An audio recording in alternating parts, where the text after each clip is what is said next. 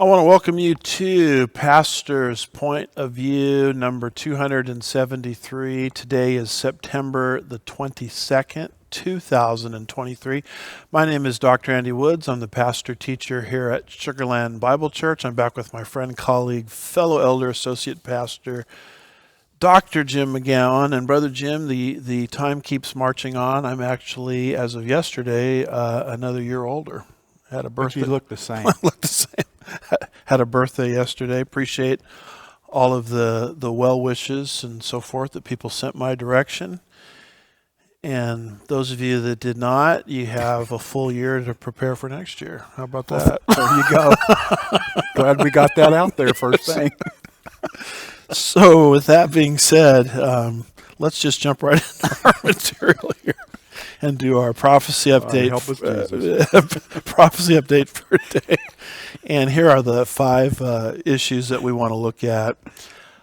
We've got Israel and the nations. You know, Biden just gave a talk before the UN.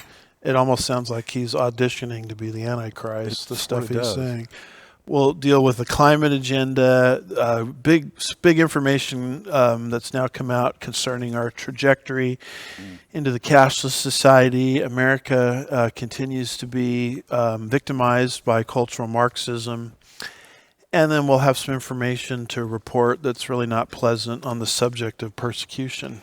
Right. So with all of that being said, let's just jump right in here, look at our first category, Israel and the nations. And so we have this article from the Times of Israel, and it's dealing with Biden, Israel normalization, two-state solution, as he's addressing the United Nations. So we've got a few paragraphs from that article to report on. Let's just take this paragraph by paragraph. All right. And here we go. Biden also used his address to the annual forum to make an impassioned case for peace and multilateralism, noting a series of decisions by his administration aimed at deepening involvement with multilateral forums, including rejoining UNESCO after his predecessor, Donald Trump, withdrew from the organization for its alleged anti-Israel bias, quoting, "No nation can meet the challenges of today alone," he said. Now that expression, no nation can meet the challenges of today alone, that's something called multilateralism.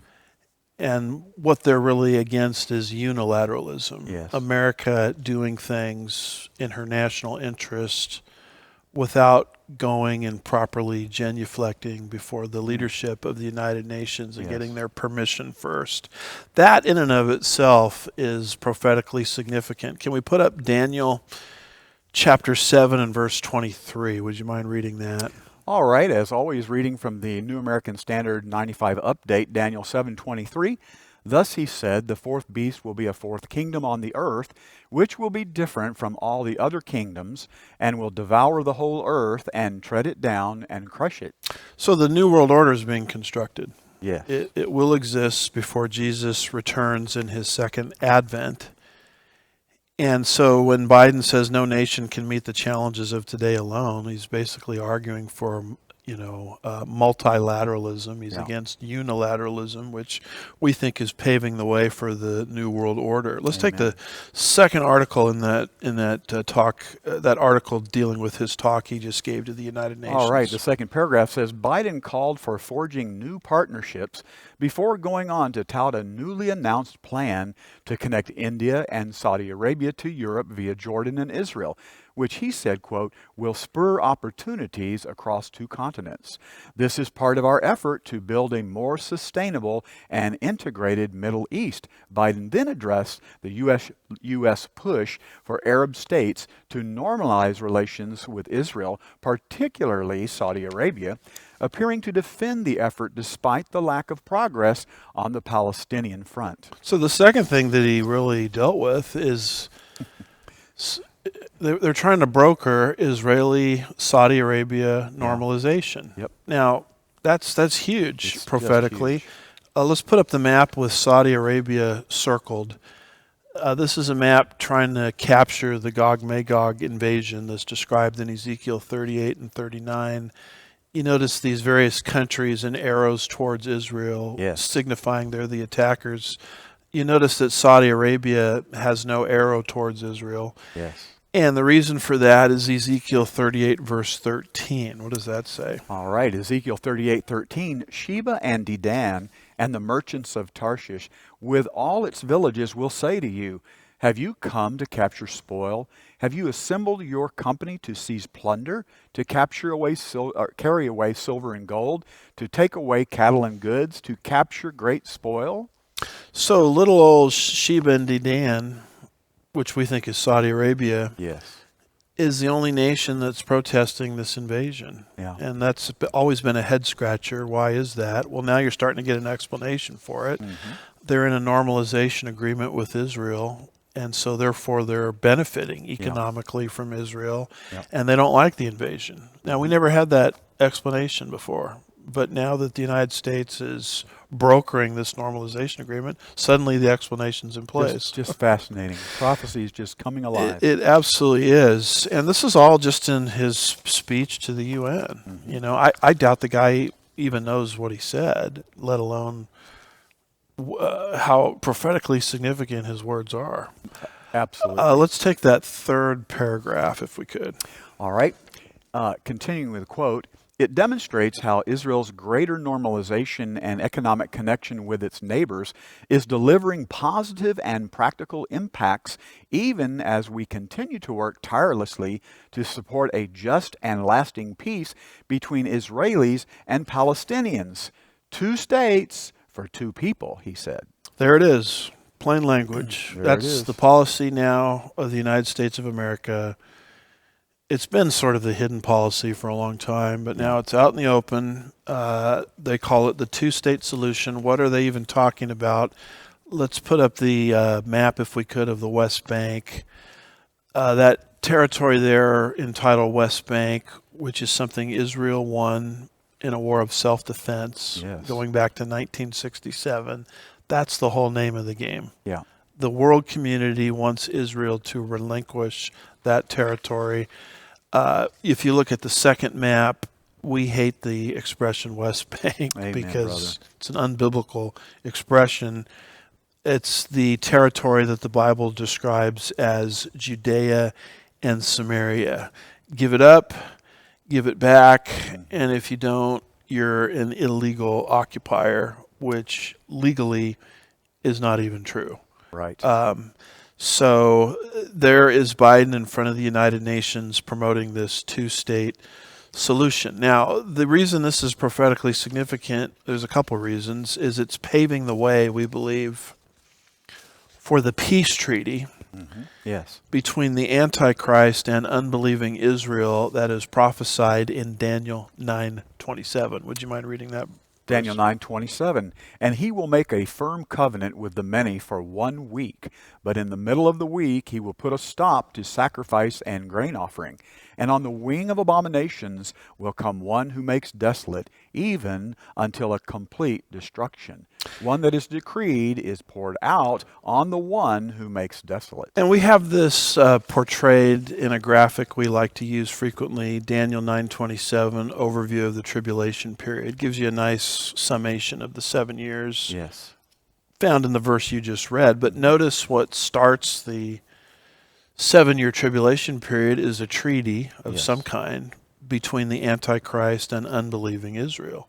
He does something. He comes in. He guarantees her existence, her security, and the moment he does that, God puts his hand on a stopwatch that's been in pause for 2,000 years, and the final 7 years tick off, and that's the 7-year tribulation period. I believe this, Brother Jim, the 2-state solution is preparatory for that peace treaty. Sure. Because if Israel buys into this 2-state solution and acquiesces to the pressure of the world community, Israel's width is reduced to less than 10 miles, where she's almost in an indefensible position. Yeah.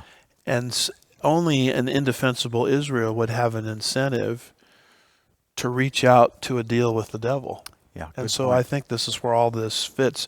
By the way, as the world promotes this two-state solution, as America apparently is brokering it, God is not happy, No. to put it mildly. What does Genesis 12, verse 3 say? Genesis 12:3, and I will bless those who bless you, and the one who curses you I will curse, and in you all the families of the earth will be blessed. So it's very clear that God promises to curse those who curse Israel. Now, how That's does right. this cursing manifest itself in the last days? The prophet Joel tells you exactly how it's going to happen. Joel chapter 3, verse 2. I will gather all the nations and bring them down to the valley of Jehoshaphat. Then I will enter into judgment with them there on behalf of my people and my inheritance Israel, whom they have scattered among the nations, and they have divided up my land. So this is talking about God gathering the nations, in the valley of Jehoshaphat Yes. for the final battle of Armageddon, where the blood is going to run as high as the horses' bridles for 200 miles. Amazing. So what triggers that? It's not abortion, although as Christians, we have biblical views on abortion. We're against abortion. It's not evolution in the schools. It's Right. not homosexuality. Yeah. It's none of that. It's everybody's talking about being triggered today. Trigger words. Have you ever asked yourself what triggers God? I mean, when does God say enough's enough and bring judgment? Well, right there in Joel 3. Joel 3:2, whom they have scattered among the nations, they have divided. That's the two-state solution, isn't it? There you go. Israel's land. Oops, doesn't even say that. That's my land That's that I right. bequeath to the Jewish people, but That's ultimately it's mine. And when the nations of the earth start to divide it up, that triggers God. Yes, sir. And so what are we watching? We're watching the nations of the earth plotting to divide the land of Israel, which is exactly what Joel Yes, exactly. said would happen in the end times. And so it doesn't bode well for America when America is, the cheerleader now for Yeah. this so-called Yeah. two-state I'm solution. not excited about it. Yeah. Would you add anything to that? Yeah. Well, pray that this doesn't go through. Yeah. But, ultimately it will. Ultimately, it will. Let's move to the third article, not article, but third or the next paragraph. All right. The next paragraph says, he did mention diplomacy with Tehran despite the completion of a prisoner swap deal the day before that also saw $6 billion in Iranian assets unfrozen. So Biden just unfroze $6 billion with a B dollars in Iranian assets in exchange for Incredible. some prisoners being swapped. It's like almost like they're doing everything within their power to empower Iran Oh, yes. and further expedite their path into, being a nuclear power. Absolutely. Getting their hands on a nuclear weapon. And that also is prophetically significant because as we put back our map of the infamous Gog and Magog invasion yet future, you'll notice that Persia or Iran is circled, Yes. and they're one of the aggressors. And so an aggressive Iran, a nuclear Iran, an atomic Ayatollah, I mean, these all fit, this scenario. And apparently the administration, seems to be expediting that process. Go for it. It's very interesting. We've previously reported that individuals in Israel have very clearly stated Iran will never have nuclear weapons. So you're setting up a scenario here. We're going to just dump an extra $6 billion on them so that they can continue their progress in that direction. Boy, there's something about to happen. Yeah, it's like you're forcing Israel's hand. That's exactly I mean, right. she's got to act. She's done this before. She's taken out reactors and things, I think, in Iraq, going back to like 1980, 1981. It wouldn't be out of character for Israel to act, particularly with Netanyahu now as the prime minister. Yeah. And then actually Biden says something about China in the next paragraph in the article. He can't help himself. Quoting, when it comes to China, let me be clear and consistent, Biden said. we seek to responsibly manage the competition between our countries so it does not tip into conflict. Not stop China on her path to world No. conquest, but manage the competition, Yeah. which is a joke because we all know that the Biden administration and many of our politicians are completely and totally beholden, to Chinese interests. Absolutely right. Now, China, we believe, is prophetically significant. Notice our tribulation chart giving the tribulation judgments. And when we look at trumpet judgment number 6 and bowl judgment number 6, I think you can see there what I think can be reasonably argued is China. Can you remind us what Revelation chapter 9, verse 14 and verse 16 says? All right, Revelation chapter 9, verses 14 and 16. One saying to the sixth angel who had the trumpet, "Release the 4 angels who are bound at the great river Euphrates." And then it continues on and says, "And the number of the armies of the horsemen was 200 million. I heard the number of them." So this is the beginning of the process. This would be the 6th trumpet. The end of the process, I think, is the 6th bowl. That's found in Revelation 16, verse 12. Can you read that real quickly? All right, Revelation chapter 16, verse 12. "The 6th angel poured out his bowl on the great river, the Euphrates, and its water was dried up, so that the way would be prepared for the kings from the east." So what does the whole picture look like? Here is, if we can put up the map with the Euphrates and the Tigris circled. It talks about this giant army, and they're on horses, and they're not coming out of the abyss.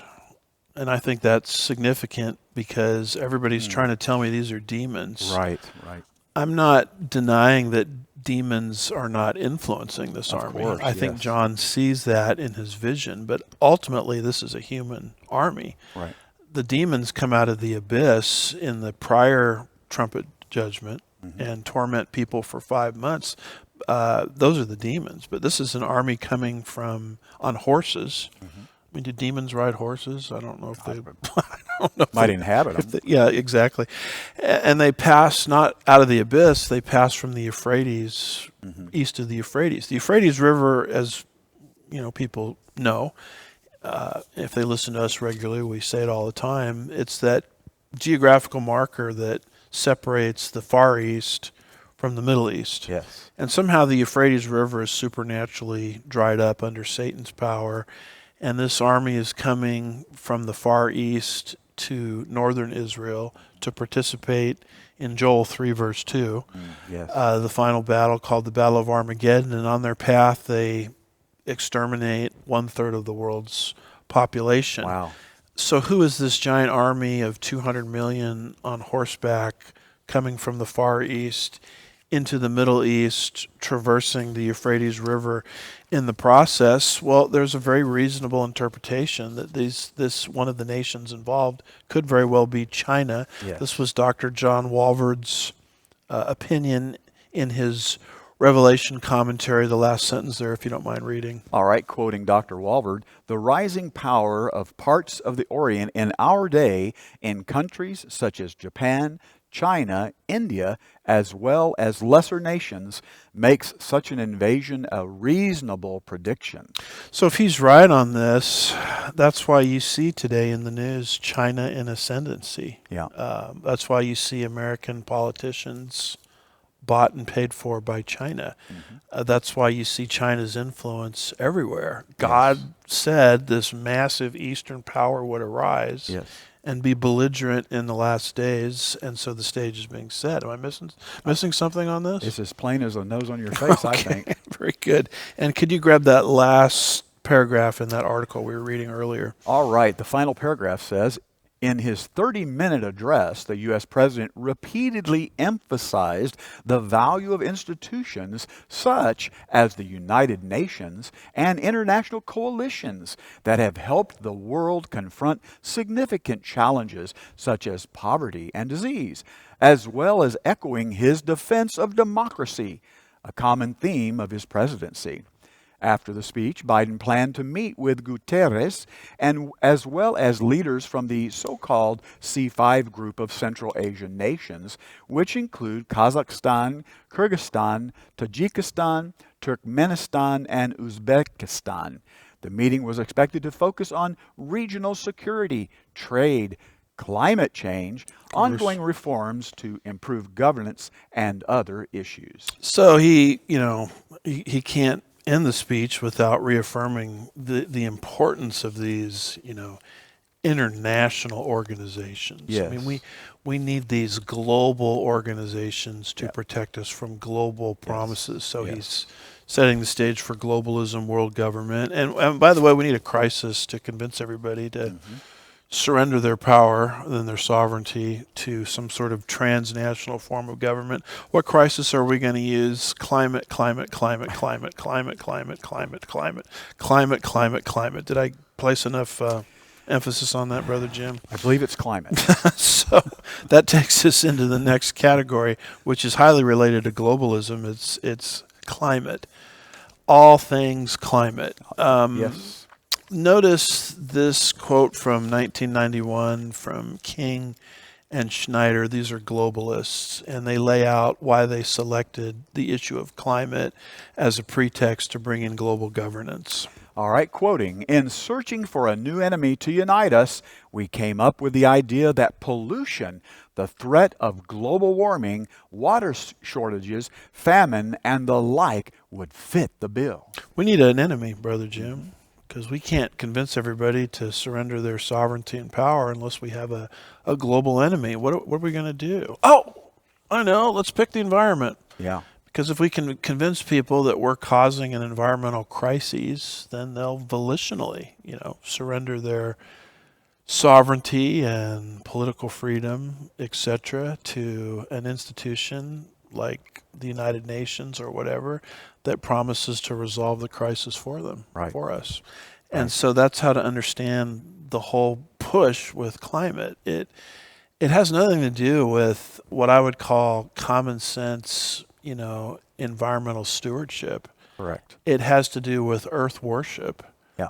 And it has to do with the pretext for global governance. That's why all these guys want to do is talk about climate, something that I'm not particularly worried about because of the book of Genesis. Yeah, thank God for the Bible, right? Chapter 8, verse 22. What does that say? Genesis 8:22, "While the earth remains, seed time and harvest, and cold and heat, and summer and winter, and day and night shall not cease." So God describes cycles that are going to happen regardless of capitalism and human behavior. So you can put us all under lockdown, and you're still going to have these cycles, including cold and heat. But they want you to believe that we're causing cold and heat. Yeah. And only if we're causing it. The technical name for it is anthropogenic climate change. Only if we're causing it are we going to accept lockdown. Yeah. So this issue and the issue of the pandemic, I think, are the two issues that are the two horses that they're going to ride right into the barn, to bring in the great global reset that they're looking for. And Well, Pastor, as I look at this whole climate agenda issue, in my mind, this is nothing less than a complete return to paganism. Exactly. It's just paganism, Yeah. repackaged. And that's what Paul said. If you worship the Creator, you'll worship the creation. Yeah. So that's why this particular article is interesting from AP News. And it's amazing how religious these people sound. Oh, yes. They sound like fundamentalists, really. Well, they are. Yeah, secular fundamentalists. The UN chief warns of the gates of hell. Good sermon there. Yeah. In climate summit. What's this about? The head of the United Nations warned Wednesday that the gates of hell are at hand as climate change intensifies, and top international officials said the world's leaders still aren't doing nearly enough to curb pollution of heat-trapping gases. Quoting, Humanity has opened the gates to hell, UN Secretary General Antonio Guterres said Wednesday, opening a special climate ambition summit with yet another plea for action. Quoting, horrendous heat is having horrendous effects. Distraught farmers watching crops carried away by floods, sweltering temperatures, spawning disease, and thousands fleeing in fear as historic fires rage. But leaders of the countries that produce the most heat-trapping gases themselves chose not to even ask questions about this. Heads of state from China, the United States, India, Russia, and the United Kingdom and France all skipped the summit. But California Governor Gavin Newsom, he's to the rescue, folks, was given the space to speak and tout his state's efforts. The 32 national leaders who did qualify represent only 11% of the world's carbon dioxide pollution. The European Commission's president was also permitted to speak, quoting, "We are in the final stages of what actions are needed to preserve this planet, and regrettably, I'm not sure everybody is getting it," said Barbados Prime Minister Mia Mottley, who called on debt pauses and cancellations and changes in multinational development banks and the insurance industry. While she stands in support of Ukraine, she said climate change is a greater threat because more lives are at stake globally than they are in Ukraine. So the issue, Wow. the Ukraine issue, pales in Wow. comparison to climate change, apparently. This is interesting. You're going to have a conference, and you're going to condemn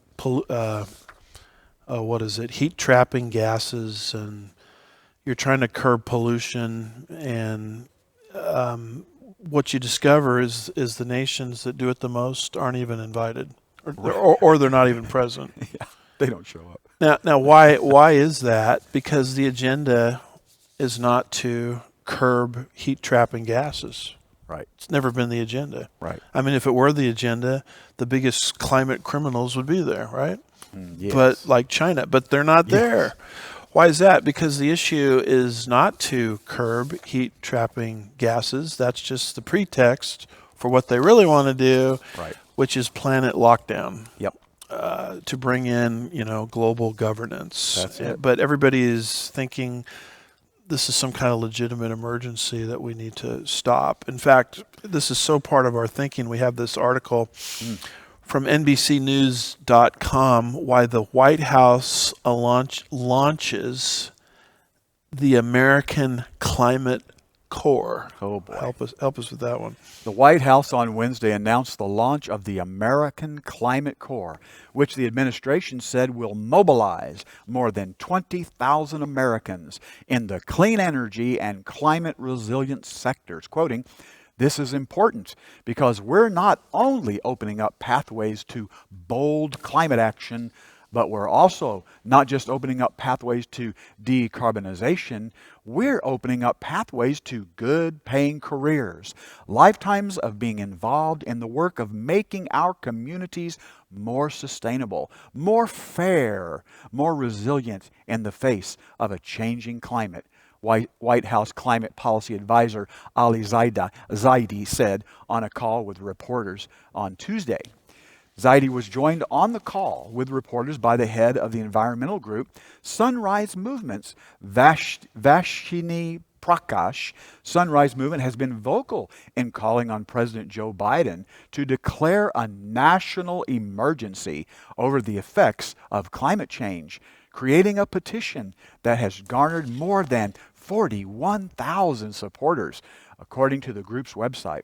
Prakash compared the American Climate Corps to President Franklin Delano Roosevelt's Civilian Conservation Corps, which was created as part of the New Deal in 1933, quoting, "Just as FDR's Civilian Conservation Corps put millions to work repairing bridges, planting trees, and building national parks, this Climate Corps will conserve our land and water, bolster community resilience, advance environmental justice, and tackle the climate crisis." Prakash said. So just as FDR, New Deal, 1933 had his civilian conservation corps, because of the issue of environmental justice, whatever that means. Exactly. And because Exactly. What does that mean? because of the idea that we need to tackle the climate crisis, we have to create now the Climate Corps. And guess what? We just have enough brainwashed youth who believe that this is true and don't understand that this whole thing is a hoax to invest their lives in that. Mm-hmm. And by the way, if they invest their lives in it, according to this article, they might end up in a good paying career. Oh boy. Just remember that the next time they say, well, the only people that are against this is industry because they're trying to protect their money. Well, it looks to me like these people are trying to create a series of high-paying jobs that don't exist. And so to do that, you got to convince people that we're in a crisis. Sounds familiar, doesn't it? But this is all the pretext of Wow. of global governance. Unless you want to add something. No. You've had enough. Another pretext of global governance is cashless. We've got to move into a cashless society. Yes. Of course, the famous passage on that is Revelation 13, 16 through 18. All right, Revelation chapter 13, verses 16 through 18. And he causes all, the small and the great, and the rich and the poor, and the freemen and the slaves, to be given a mark on their right hand or on their forehead. And he provides that no one will be able to buy or to sell except the one who has the mark, either the name of the beast or the number of his name. Here is wisdom. Let him who has understanding calculate the number of the beast, for the number is that of a man, and his number is 666. So this is the direction the world will move in before Jesus returns. There are so many interesting things to talk about here, but Yes. just for the sake of time, we can only focus on one thing. This is obviously a cashless one world system. Yes. Where the money as we know it, the concept is gone. Right. And we're basically digitizing everything. Yes. I'm here to tell you folks that the agenda to do this is right on schedule. It sure is. You'll notice this article here from ntd.com. It's a September 12th article, recent meeting of the G20.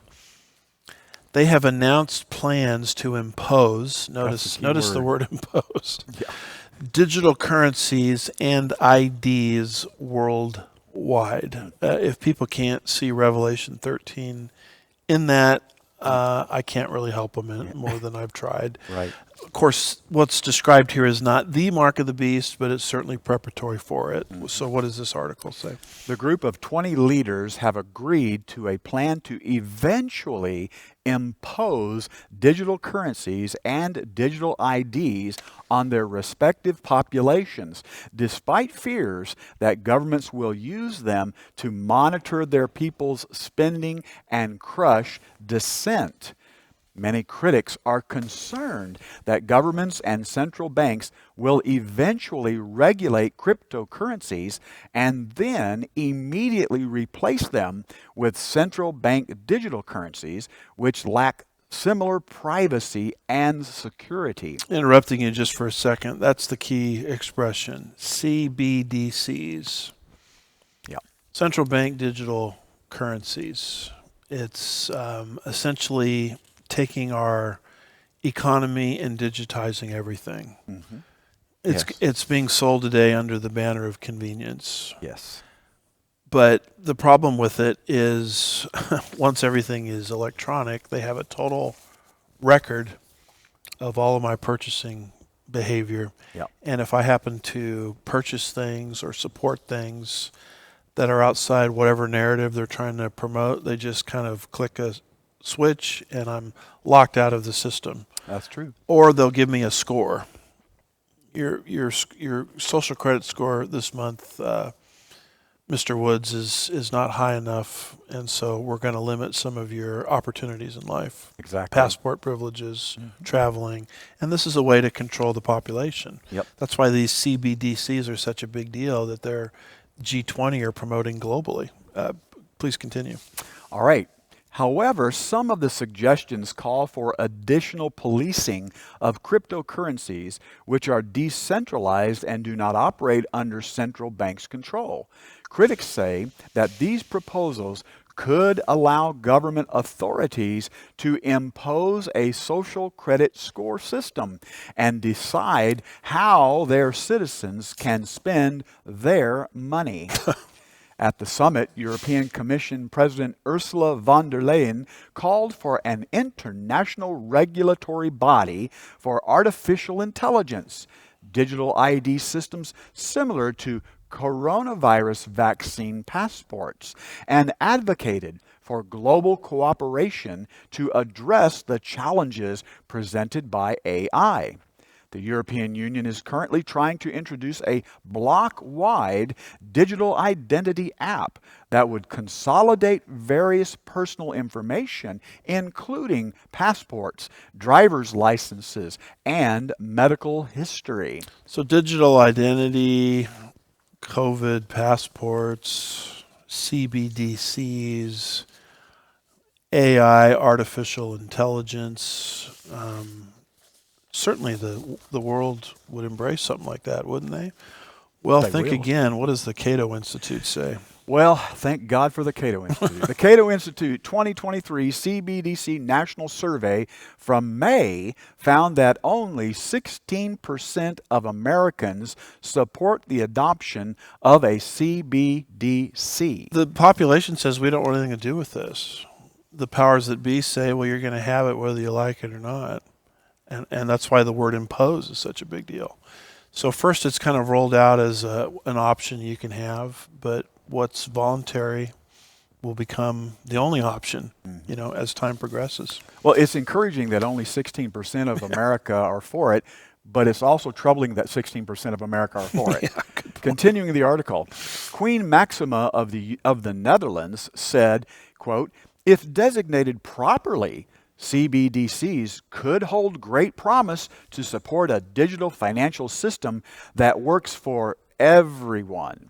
However, her statements in support of the plan have come under criticism by some in the debate over digitalization in the Netherlands for violating the norm regarding the role of the Dutch monarchy in politics. Quoting, "Maxima openly advocates for programmable money, power in central banks, without parliamentary accountability," said Dutch financial journalist Arnold Wellens via X, calling the Queen, quote, "an unelected official who is outside politics under Dutch constitutional law," and said her statements were a serious attack on democracy. That's what these CBDCs are. They're an attack on freedom.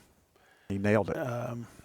Let's move on to cultural Marxism, because the last great hope for freedom in the world, America, her light is eclipsing, and it's largely happening through something called cultural Marxism. Notice this picture here of Antonio Gramsci, who outlined the method is the way to change a host culture and make it more accommodating to Marxism is you change the values of that culture from within. And one of the things you have to do is you have to rewrite her history, because Karl Marx himself said a people that do not know their history are easily persuaded. Yeah. So you have to wipe the whole concept of freedom, our founding fathers, what they stood for, what they fought for, what they bled for, what they died for. You have to eliminate that from the collective conscience of Americans to get us to move into this sort of one world Marxism that we're moving into. And this is what's happening. The Gramsci method is being used constantly. You'll notice this article from Fox News. New York City is considering removing statues of George Washington. Yeah. Surprise, surprise. creating a task force to monitor, these kinds of things. And it's just horrific what's happening in is. New York City. What's going on there? As New York City cripples under monumental budget cuts due to a migrant crisis straining public resources, the City Council is planning to consider a series of measures that would, among other things, remove statues of major historical figures like George Washington and create a reparations task force. Now, real quickly, reparations is wealth redistribution. Yes. Every time you see reparations, just cross out the word and put wealth redistribution, Yes. which is Marxism. Exactly. The items are included in New York City's council agenda for Tuesday, September 19, 2023. Well, that was just this week. The council's Cultural Affairs Committee will hold a public hearing on a measure to remove works of art on city property that, quote, depict a person who owned enslaved persons or directly benefited economically from slavery, or who participated in systemic crimes against indigenous peoples or other crimes against humanity. These criteria would include figures like America's first president, George Washington, Dutch governor and New York settler, Peter Stuyvesant, as well as Christopher Columbus, all of whom have statues throughout the city. So it's interesting who they're picking on here. George Yes. Washington, Christopher Columbus, not a word against Islam that No. legalizes still, slavery is still Practices it. slavery right now as we speak. Not a Yes. word against that. Nope. But these ancient voices from the past selectively called out and removed their statues. Removed. George Washington, the founder of America, gone. Christopher Columbus, the discoverer, of America, arguably gone. So what this is it's an attack on the foundations of our country. If you don't mind completing the article there. All right, continuing. Also on Tuesday's agenda is a proposal to create a task force to, quote, consider the impact of slavery and past injustices for African Americans in New York City and reparations for such injustices. Other proposals call for anti-racism training for human services contractors and city employees, as well as requiring the placement of an information sign near the intersection of Wall and Pearl Streets, quote, to mark the site of New York's first slave market. So once the left controls a city, this is basically the results. Right. You want to work for the city, you got to sit under indoctrination, telling you how bad America is. And here's this whole task force designed to go around and monitor these statues to make sure we get rid of all of them and promote reparations, which is nothing more than wealth redistribution. And so they're, as we've tried to explain in prior shows, they're using this issue of critical race theory to promote Marxism. Exactly. And the Gramsci method, seems to be working really well. In Yes. fact, what does Psalm 11 and verse 3 say? Psalm 11, verse 3, if the foundations are destroyed, what can the righteous do? See, there's a reason why they're going after the foundations. They're trying to destroy the, what buttresses freedom. Yeah. Because they don't want freedom. They want maximum government. And that's how to, I think, interpret, all of these things. Yes. By the way, this is the same crowd, if we can put up the New York Post slide there. This is the same crowd that went after Thomas Jefferson back in 2021. How long has his statue, Thomas Jefferson, been in New York City Hall? A long time. Let's move him out. We can't have him. He was a slave owner, even though he tried to release the slaves, and even though he was in a state that it was illegal to release your slaves. He was a terrible person, and let's get rid of his statue. Of course, they singled out Thomas Jefferson for the same reason they're singling out George Washington and Christopher Columbus, because of what the foundational principles that Thomas Jefferson represents, which is unalienable or inalienable rights Yes. as demonstrated in our Declaration of Independence, which Thomas Jefferson was the principal author of. Correct. That we are endowed by our Creator with certain unalienable rights. We can't have that. No. Because we want people to believe that the government can take away your rights whenever there's the next crisis. Yeah. But Thomas Jefferson said, no, the government can't do that in our birth certificate, the Declaration of Independence, because our rights come from God. Amen. So brother. let's lay siege to Thomas Jefferson. Yeah. So I think there's a pattern here. Yes. Would you add anything to that? It just reminds me of Janet Reno telling us how the government has been so kind in granting us all these rights we have. Yeah, thank you, Janet. There's a bad dream from the past right there. Sorry, Let's Pastor. move into our last category, and that has to do with persecution. We know that there's going to be a global persecution against God's people in the end times. What does Revelation 17 and verse 6 say? Revelation 17:6. And I saw the woman drunk with the blood of the saints and with the blood of the witnesses of Jesus. When I saw her, I wondered greatly. So clear prophecy about persecution coming against God's people. Yes. And this is the kind of thing that we're even seeing here in the West, in North America, where more and more Christian organizations, because of their stance on biblical marriage, are Yes. being denied platforms, access, forums, Yeah. hotels. The article that we're going to read here even talks about even churches. Yes. So this is talking about what's been happening to Promise Keepers, an organization founded in 1990 that holds men's rallies in stadiums nationwide. Now, you and I, Brother Jim, we're not completely on board with Right. all of the ecumenical sort of theology of Promise Keepers, but that's not our point today. Our Right. point is Promise Keepers have legal rights. Promise Keepers has legal rights, Yes. which are being denied. Exactly. And consequently, we have this article from the Christian Post. Christian venues cancel evangelical men's outreach. Promise Keepers over what? Gender ideology. Gender ideology? What is that? That there's man and woman, and God said, "Be fruitful and multiply." That's called gender ideology, and that denies you access to stadiums, platforms, and forums to try to help men become more godly. Yeah. So what's going on here? Promise Keepers, an evangelical organization founded in 1990 that holds men's rallies in stadiums nationwide, has seen several scheduled events at churches and other venues canceled in recent months. As recently as June, Belmont University, a private Christian university in Nashville, canceled a Promise Keepers event after the National Christian Men's Ministry posted a blog criticizing LGBT Pride Month.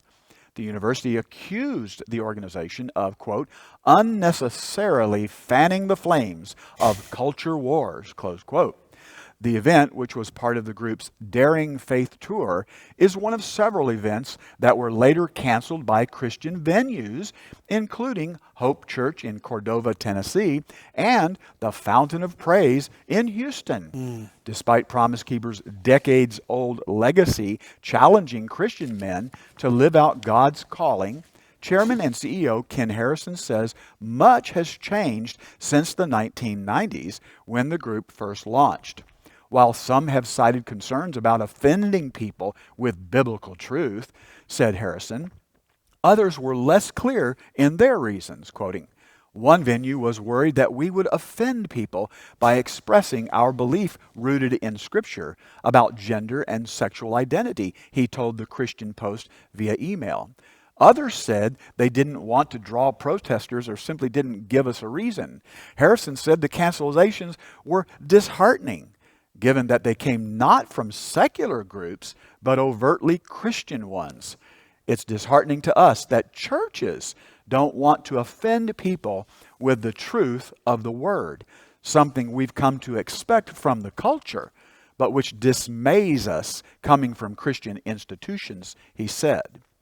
In 2021, a USA Today editor called on the Dallas Cowboys organization to bar Promise Keepers from holding a men's conference at AT&T Stadium in Arlington, Texas, over Harrison's views on men competing in women's sports. So why does Harrison believe this pushback is happening now? Quoting him, "The spirit of the age we live in is fear of being criticized, disliked, or canceled." So, Promise Keepers leadership has a view on whether men should participate in women's sports. Duh. Hello. What used to be called common sense. Mm-hmm. Men participate in men's sports, women produce in women's sports. What a thought. What a thought. Now, Promise Keepers has a view on that, and now you're shut out of forums. Yeah. And part of the people shutting you out are so-called churches. Mm. Well, folks, those aren't even churches. Don't even call them churches. That's a gathering, but it's not a church. Yeah. I mean, a church is 1 Timothy 3, verse 15, the pillar of truth. Yes. Any church that capitulates on this issue isn't standing for anything. No. Certainly not standing on divine truth. No. But this is the kind of thing that we can start to expect to happen more frequently according to God's prophetic word. Now, what's sort of troubling is now the forces that be have the technology Yes. to ferret in advance the troublemakers out. Here we have this article from insider.com. New York City, boy, New York City keeps coming up here, Brother Jim. New York City police have spent millions on a tech company that claims it can use AI to monitor social media and predict future criminals. We can come against people that haven't committed a crime yet, but that we know they're going to commit a crime. And we have the technology to pull that off. Well, I'm just having visions of a movie that came out Yes. about 20 years Yep. ago called Minority Report. Yep. It sounds like that they just took the script and just put it in an article. Yeah, it's kind of interesting how Hollywood telegraphs It what is. it's going to do way in It advance. is. So help us with that article. All right, here we go, folks. The New York City Police Department has spent millions buying products from a tech company that claims it can use social media to track and even predict crimes, a new report reveals. Now, I have to pause here. Didn't we just read that they're bankrupt in that city? But let's throw million. Okay. Well, anyway, continuing. The Surveillance Technology Oversight Project, a nonprofit dedicated to combating mass surveillance and protecting privacy, has released redacted versions of NYPD contracts with Voyager Labs that show the department signed a contract for more than $8 million with the company in 2018.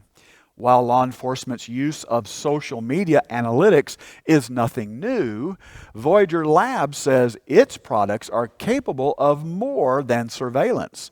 The Guardian reported. The company has claimed its products can also predict future crime, according to an investigation from the Brennan Center for Justice, a law and public policy institute. Quoting, Voyager takes Voyager Analytics' abilities a step further, analyzing not only who is most influential, but also who is most invested in a given stance, emotionally, ideologically, and personally, says a Voyager Labs sales pitch to the Los Angeles Police Department obtained by the Brennan Center for Justice. Quoting, this ability moves the discussion from those who are most engaged online to those most engaged in their hearts. Voyager Labs has also claimed its AI can assign risk scores to social media users regarding their, quote, ties to or affinity for Islamic fundamentalism or extremism, according to the Brennan Center for Justice report. Another one of their products, Voyager Check, provides an automated indication of individuals who may pose a risk, according to Voyager Lab website. Will Owen, communications director for the Surveillance Technology Oversight Project, called the use of these products invasive and alarming in a press release. Now, committing a crime, you have to have mens rea, mental state, and typically you also have to have actus, what's called actus reus, criminal act. Well, they just remove the second part from the equation. They're changing criminal law where we're now investigating would-be criminals. And notice this word ideologically.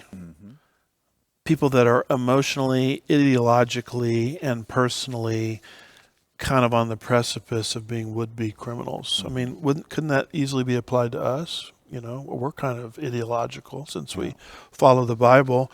Don't worry, though. We're just going after Islamic fundamentalism or extremism. Today. Keep in mind, folks, that's exactly what they said with the Patriot Act. That's exactly right. Now, they've turned the Patriot Act on the patriots. They did. Subsequently, just talk to the J6 prisoners and follow that situation, and you'll see evidence of that. You were going to add something? Is this not thought policing? Yeah, thought police, thought control. You know, it's one thing to talk about persecution. It's another thing to say they now have the technology in place or are about to get it where they think they can, you know, ferret out would-be criminals before there's an actual actus reus. And so that's that's frightening. Yeah, and it's furnishing the scenario that the Bible predicts of the worldwide persecution of God's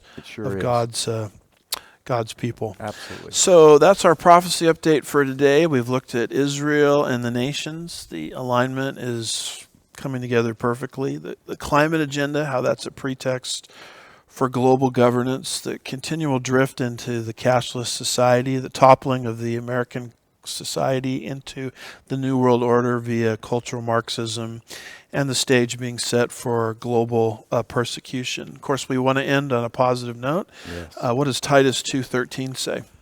Thank you, Jesus, for Titus 2:13. Looking for the blessed hope and the appearing of the glory of our great God and Savior, Christ Jesus. So that's our hope. That is. The world is growing gloriously dark, but we Yes. have the hope of the soon return to rescue his church from the earth. Before the wrath of God hits planet Earth, people can come into a relationship with the Lord and be tied into Yes. this promise even as we're speaking by placing their personal faith or trust into the finished work of Jesus Christ for the forgiveness of their sins and the safekeeping of their soul. You can do that right now, even as I am speaking. By way of infomercials, I want to encourage folks to download the new app that we have in the App Store where we upload our content constantly. Just go to Andy Woods Ministries in the App Store and you'll be able to find it. I just had a radio interview with the guy where I was talking about that, and he actually downloaded it as we were speaking and said, "This downloads really fast. You know, this is great."